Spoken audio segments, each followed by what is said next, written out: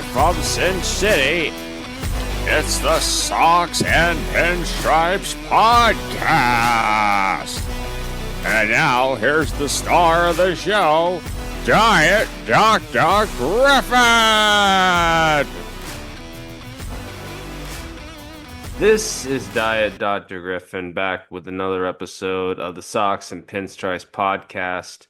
Still a bit phlegmy from being sick the past week, but I'm at least feeling more mentally stable than I was the previous time. So it's draft night, and you guys better beware because I'm coming to town with no idea what I'm doing because I have no idea where we'll be picking. It's all random, and this draft can go completely off the rails if you make even one wrong move early.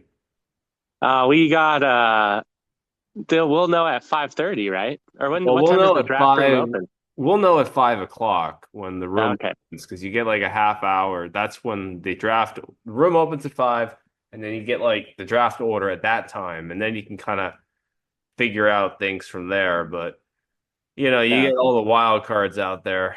You never know what they're gonna do. That's true.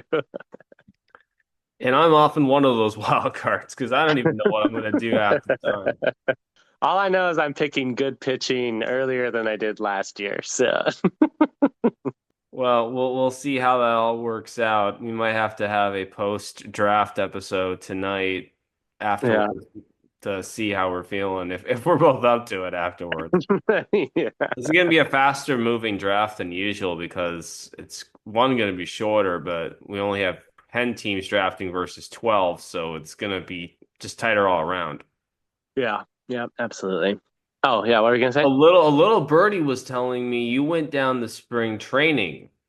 Oh, yeah, I am the opposite of phlegmy. I am dry as a lizard coming back from the desert. Even though actually it rained while we were there, so. Now, you got to give me like full rundown here. How was the trip down to Phoenix? Who'd you go see? Did you meet anybody? Did you get any autographs? Any memorable experiences? Have at it. The floor is yours. Yeah. So flying down to Phoenix was great. The Phoenix airport is really not crowded at all. Getting in and out, like going through security and not going through security. I don't mind the Seattle airport as much as you do, even though the construction is pretty annoying, but I always get in and out pretty fast. I think the Seattle airport was the time they thought I had explosives in my junk. I'm pretty Oh, sure. gotcha. Yeah.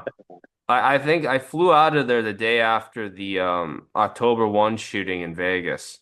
Oh, gotcha. And yeah, they thought I had explosives in my junk in Seattle, so they're I had the opposite experience I think also because I'm a federal employee, like it's different is what I tell myself. It's probably not true, but do they know that you're a federal employee though when you're flying? They don't know when you're going through security, but they can see it when they like scan your ID or whatever. Oh, okay. But they sent I thought they were going to search my bag coming back, and they literally sent my bag and my shoes with my belt and whatever. Mm-hmm. They sent it through the machine 3 times, but then they gave it to me.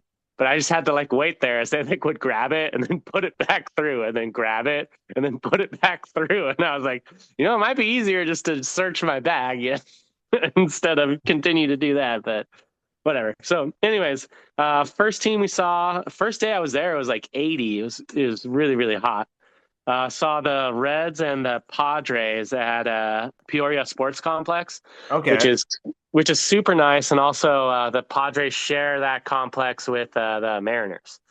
Okay, one quick thing. Did you hear about how Elly De La Cruz, they're talking about batting him third this year? Have you heard about this? I saw it. He batted third. Okay. Yeah, he batted third in the game that I watched, and I was like, wow, that's interesting. And that's not where I would put him. But also saw him get thrown out, which is, I think, even rarer than watching him steal a base. So He got thrown out like going to home or going to Yeah, he second got thrown out going to second. on a steal? He got a really late jump. I think he's still figuring out his timing probably. Yeah. Yeah, the San Diego catcher threw him out. It wasn't Luis Camposano. I think it was the other guy. But all I remember is him getting thrown out and being like, all right. But I mean, the catcher had to make it was like literally a perfect throw. And that was the only way they were going to get him. And he threw it like right on top of his helmet, basically, as he was sliding into second. So I'm pretty sure the Padres have this like 17 or 18-year-old catching phenom guy, and I don't know if that was the guy you got to see or not. it might have been. All I know is that Luis Camposano came in the fifth inning. I wasn't paying attention to who was behind the plate before that, but That's fair. I did see for the because I mean you got Manny Machado and all these other guys all the Reds players batting too. Hmm. But Hunter Green pitched really well for the Reds, so that was kind of neat to see. And Michael King was Padres pitcher, Oh, so you got to see a and couple of regulars. yeah, oh yeah, it was all starters. This guy, I guess I should preface it. Yeah, so both teams played their starters, and Michael King must have been working on a new pitch or something because he got hit around a little bit. I mean, it's But spring training. Sometimes they aren't throwing at full velocity either. yeah, but Hunter Green was on. He was five scoreless. He was on something. So I got to see Fernando Tatis Jr.'s first home run. So that was pretty cool. Nice. Uh, he almost hit it into. So they got biggest thing in spring training is that they were testing out the batters and pitchers challenging balls and strikes. So Okay, I so got to what was that like? Did you get to see any challenges? Oh yeah, multiple challenges in every single game. It's about like 95% lose the challenge and 5% win. So that Hmm. was pretty interesting. I don't know if it was just they were putting all the good umpires behind the plate and that's the reason why, but basically the umps in spring training were on it, at least at the games that I was watching. The only people I saw win a challenge were Shohei Ohtani. That was the only guy I saw win a challenge. You got to think Um, he's got to know things a bit more because he's seen the box from both perspectives as a hitter and as a pitcher, you know. yeah, He probably has exactly. a Right. better idea than most about what would be a ball and what would be a strike. Yeah, so his was like in the one that he challenged too was like an inch above the strike zone. I think too, like taller players are probably going to have more successful challenges with with the way that the new strike zone works because normally they get more. Normally if you're a taller player, your strike zone's a little bit bigger, but now that it's standard for everyone, I think you're going to see balls, at least like an inch above the strike zone be called strikes for the taller players, even though they're not. So Hmm. that should be an interesting thing to watch as the season goes on. Well, they're not doing this during the regular season though. This is I think strictly just for spring training.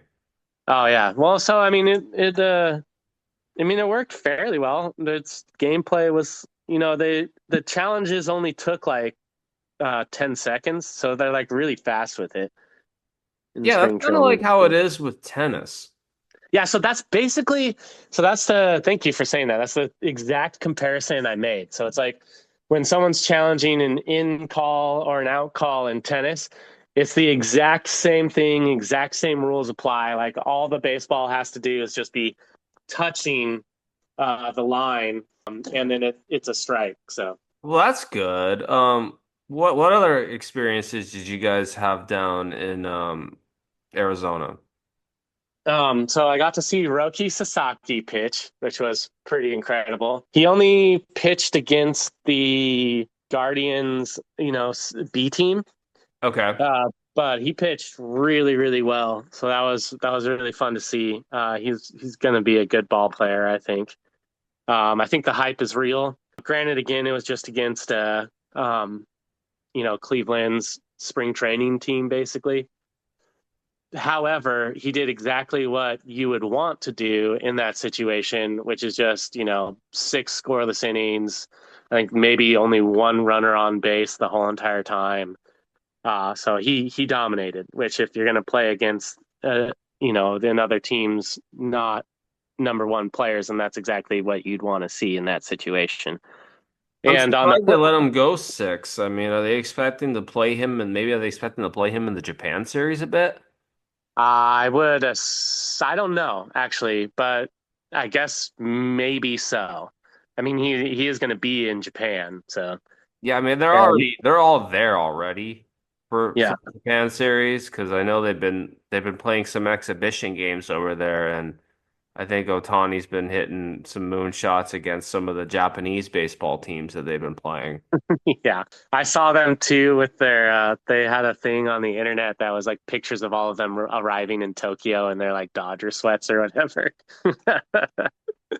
So, and then on the flip side of the Guardians Dodgers game, I think the Dodgers batted 12 people in the first inning. In the Oh first inning, it wow. was like 9-0 basically, or something crazy like that. So, Were the Dodgers playing their regulars or was it just yeah, so the Dodgers were playing their regulars and they looked just as good as they did last year. Granted they're playing against Guardians pitcher who's probably only going to be in AAA this year.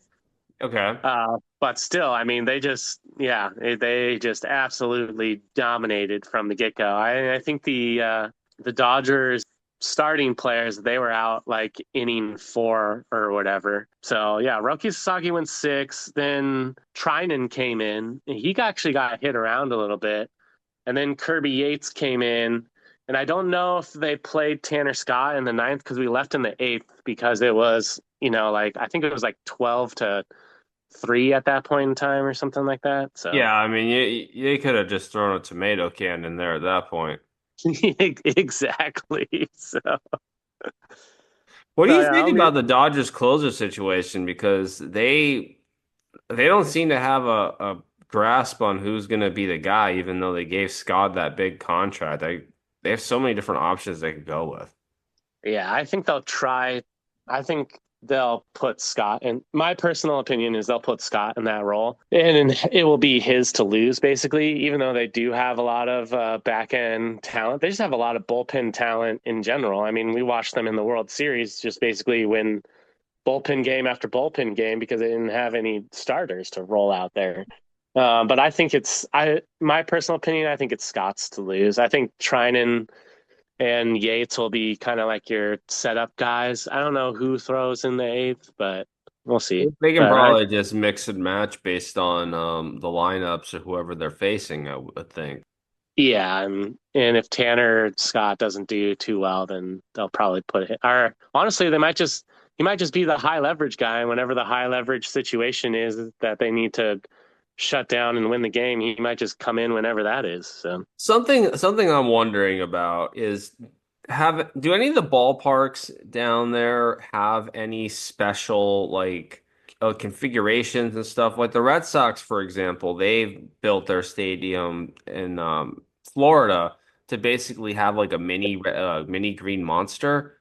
yes, I saw that. And the Yankees, for example, as well, they have their stadium and it's like the exact specs of Yankee Stadium. So I'm curious to see if any of the teams that you saw, they had any interesting configurations or any unique traits to their ballparks. No, I mean in they all have lawns, and then they're all kind of like shaded.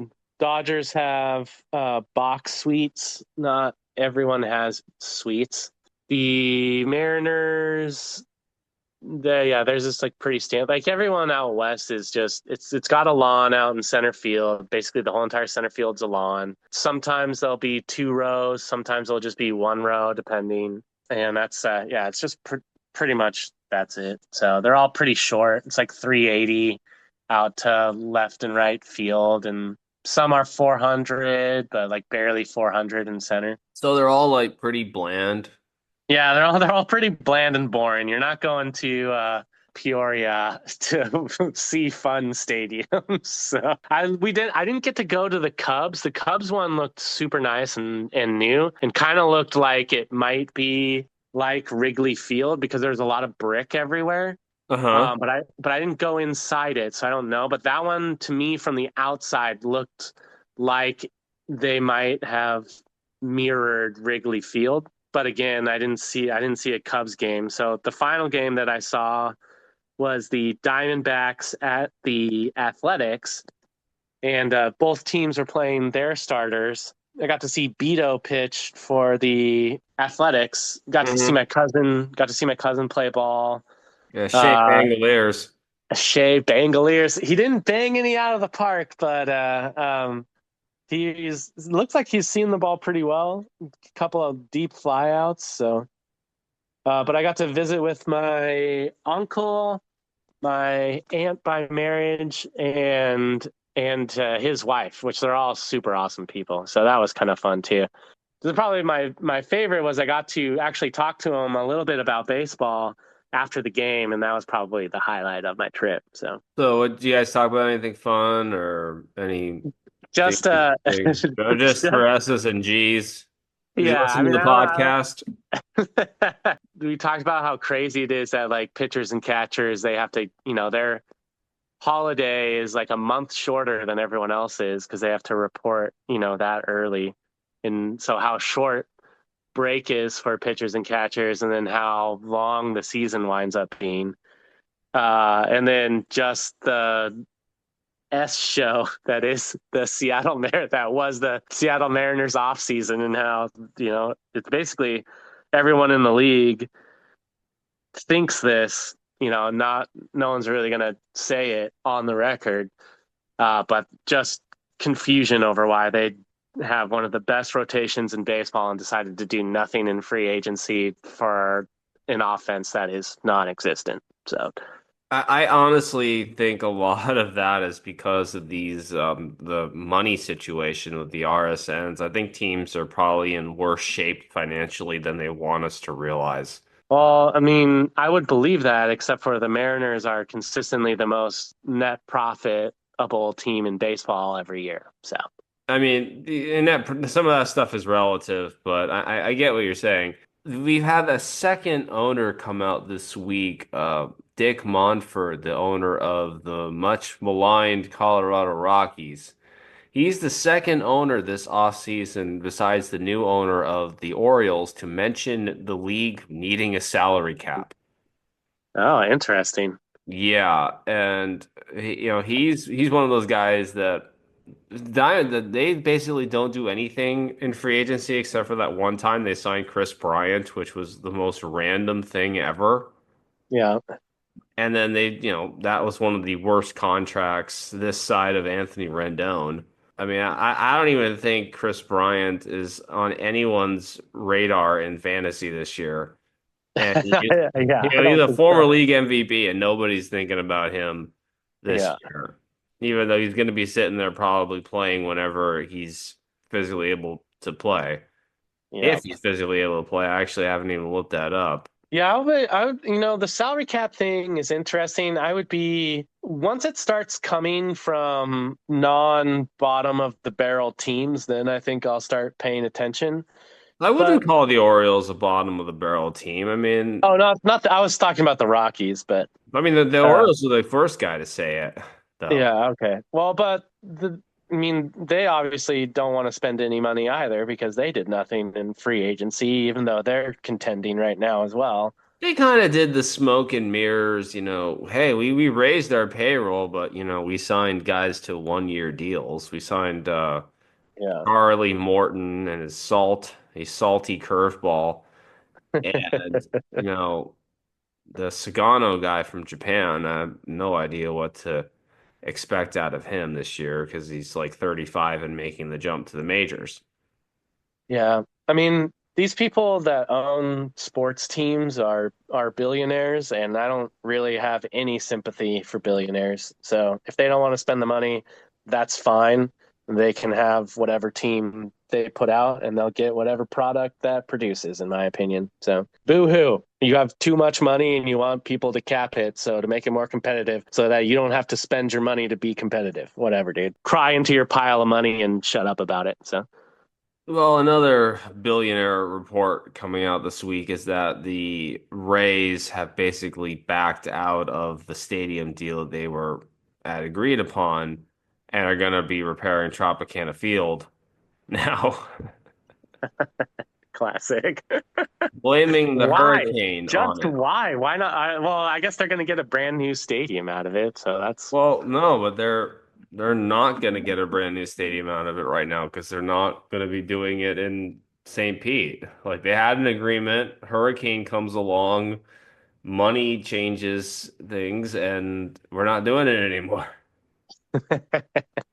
It's a pretty perplexing situation down there, how it completely fell apart. Because now you've got two of your 30 teams playing in minor league ballparks, and yeah, that's right. the Trop that they're trying to get ready for next year is basically a minor league ballpark. I mean, Yeah. you've got the Savannah Bananas, okay? Last night, the Savannah Bananas sold out Raymond James Stadium in Tampa. That's where the Buccaneers play. That's so 65,000 people. crazy. And if you, to all our listeners who don't know what the Banana League is, do yourself a favor, look it up. So, Yeah, Banana Ball is a load of fun. They play a very interesting brand of baseball down there. It's a lot like the Harlem Globetrotters and the yeah, general that's a sense, good comparison. Yeah. but Banana Ball is all about just having fun out there. But here's the thing. I'm pretty sure that the Rays have never sold 65,000 seats over a three-game span. Oh yeah, absolutely If they not. have, they've maybe done it under five times in their entire existence. They didn't even do it in the playoffs when they made the playoffs. Like they won't even sell that many seats. That's correct. How about when they went to the World Series? They didn't even sell that many then either. Well, like I said, I didn't Google it ahead of time. I've been preoccupied with my draft prep and Yeah. just trying not to be sick right now. So Whatever, Commissioner Griffin. So yeah. Commissioner Griffin, did Jeff tell you that he got me a blanket that says Commissioner Griffin on it? no, but that's pretty awesome. We're gonna Yes, need to see pictures of that for sure. I will have to send you a photo of it because Sylvester likes to sleep on it a lot. Oh, perfect. Oh yeah, I saw a picture of Sylvester on your thing. Is he a Russian blue or Yes, Sylvester yeah, is Russian blue and he is adorable. yeah. I thought I knew my cat breeds a little bit, so The thing is, I don't know how old Sylvester is. oh, okay, that's I pretty I cool. adopted Sylvester when actually is the person that you replaced in the league. Oh, gotcha. So their father passed away. Her father passed away, Oh yeah. and Sylvester was her father's cat. Okay. And she thought Sylvester was like, 15 years old or whatever. I Oh go take geez. Sylvester to a vet, and the vet is like, he's probably more like 5 or 6. We get into major arguments at the office, okay? And going He's so probably like, yeah, she's like, yeah, he's close to being dead. And then the vet's like, he's just, like he's still basically a kitten. So, yeah, and then I tell her this, and you know what she says? what? She says the doctor's a quack. Classic. And I'm like, why would the vet I know you don't have a reason to lie to me, but the vet doesn't have a reason to lie to me either. yeah. And I've had Sylvester for almost 4 years now, and he's pretty much been the same kind of Yeah. vibrant, fun little kitty that he's been since. He's Well, that's the crazy fun. thing about cats is they'll lay around a little bit more when they get older. But I had a friend, or not a friend, I guess, but like a good acquaintance on my route, like one of the people who would always like stop and talk to me when on my route in Magnolia. Hmm. And they had a cat who was 18 years old, and I would have guessed it was like 5 or 6. By the way, like it would like run around in the yard and like catch bugs, and then just like one day it died in its sleep. But like it it acted like it was 4 or 5 years old until it just literally died one day. It was like the craziest thing. So I got a bit of a confession to make. Yes. I think that going to a 10 team league is actually going to make things harder for me. Oh, well, how's that? I feel like it's going to be a more of a challenge this year in our fantasy league. Oh, okay. And I feel like in a deeper league, it's where the knowledge of your players you can really shine in a deeper league. But when it's a more shallow thing, it's the replacement value is so much better that it's gonna be a lot harder, I think, to find like separation and stuff. Oh, so it might be a lot closer this year. That'd be pretty I think so. exciting. I noticed I sucked the 2 years that we were not a 12 team league. Like I Yeah. barely made the playoffs, I think, when we had a 10 team league last time. Yep. And I don't know. This is one of the reasons I think we got the drafting better thing is going to be very important tonight. Gotcha. Have you have any draft thoughts for this evening? Draft fast and draft loose. That's my that's my plan. Yeah. I think so. I think the mistake I did last year was I drafted too much of the same player, which is great for overall play, but it's not great for fantasy. And so I think this year I'm gonna try to grab people for different categories rather than just grab the best all around player. So I'll see how that works I this year. mean, I think in the early goings of the draft, you get a lot of those five tool guys. Yeah. Get a lot of those guys that can do all those things, but later on, yeah, you kind of get a little more specialized with your picks. Yeah. So I think I'm last time I just tried to pick like the best all around player every single pick. I think this time I'm gonna be like, wow, this guy just is, Tommy Tanks Jr. So I'll just pick him up to hit home runs and see how that goes. So I last year I picked up too many Yandy Diaz types. Oh yeah. I could not figure out Yandy Diaz for the life of me last year, and I was Yeah, like stuck with him he was all all over year. the place too. Yeah, yeah. I had this like this isn't how nuanced I got. I knew to start Yandy on a Saturday because he was more likely to play better on a Saturday than like any other day of the week. Oh, Because he weird. would only hit like a couple of his home runs, but when he did, he always hit them on Saturdays when I had him on the bench. I just never figured the guy out. Weird. That's so weird. Oh, you should have seen some of the text messages I would send to Taylor and about complaining about Yandy, and his name is Yandy, but I always call him the Yandy Man, and I would always make like the Yandy Man can like the Yandy Man can hit a homer on the bench because I didn't play him today. I would do stuff like that with him because he just drove me crazy. But I couldn't get rid of him because I had no first base. I was like Yeah.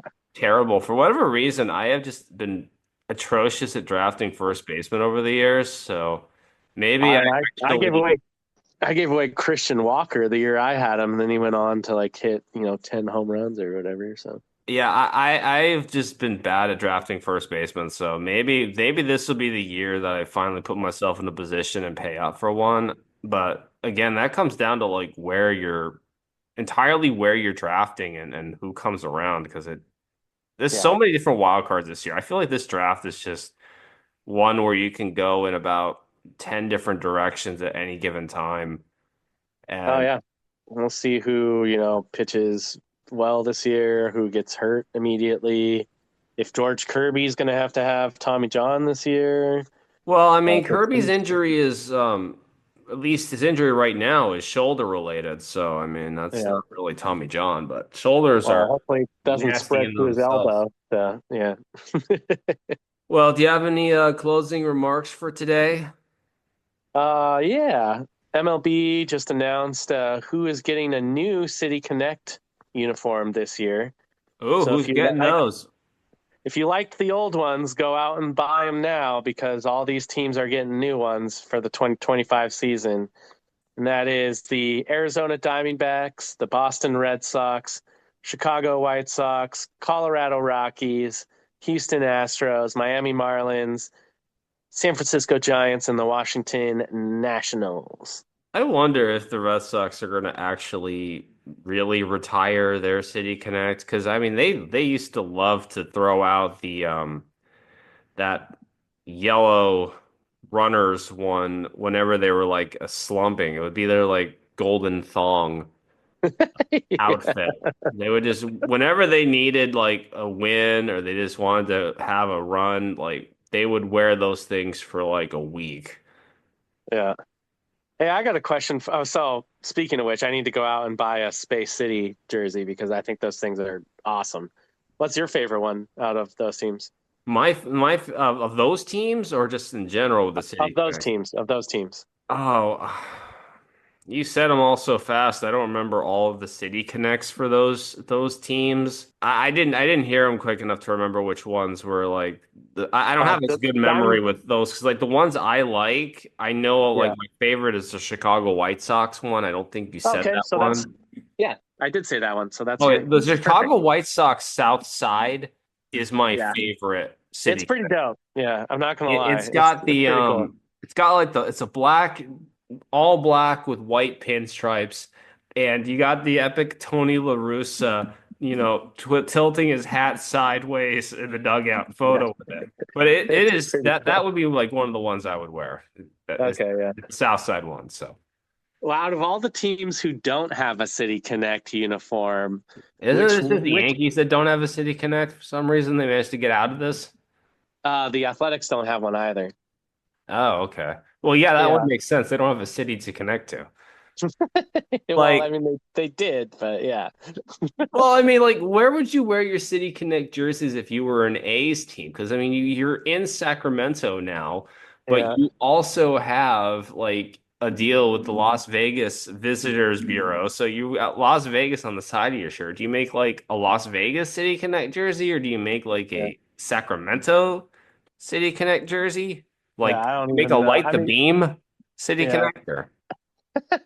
I think out of all the teams that don't have one, though, more than the Yankees, I want to see in athletics whenever they figure out what they're going to do or how they're going to do it or if How they're did the even going to do Yankees it. get out of that, man? How did they get out of having a City Connect and everybody else Because has to? they're dumb. So Well, yeah, but how did they get out of it? Like every other team has to do it. And how did they pay to get out of it or something? I Did it bet they were help? like, "Cool tradition." Well, no, they're not doing tradition anymore. I mean, like, how long is it going to be before Devin Williams has his airbender beard, and how long before Carlos Rodon has a beard? I hope it's like opening day, Well, honestly. it just all depends on how fast the facial hair on these guys grow. Yeah. I guess maybe we'll know if any of them are on PEDs if the testosterone makes their hair grow faster. Yeah. Now, on that scientific note, we'll call it a day. There may or may not be a bonus episode where we talk about our fantasy rosters tonight and maybe an after dark edition. We'll see. We'll have to analyze how we're feeling after the draft tonight if we want to talk for a little while and get a little frisky about our teams. Or maybe a little panicky about our teams, depending on how things go. It could go any number of different directions. It might be good for the content, but bad for us. All right, All bye right. now. Well, see you guys.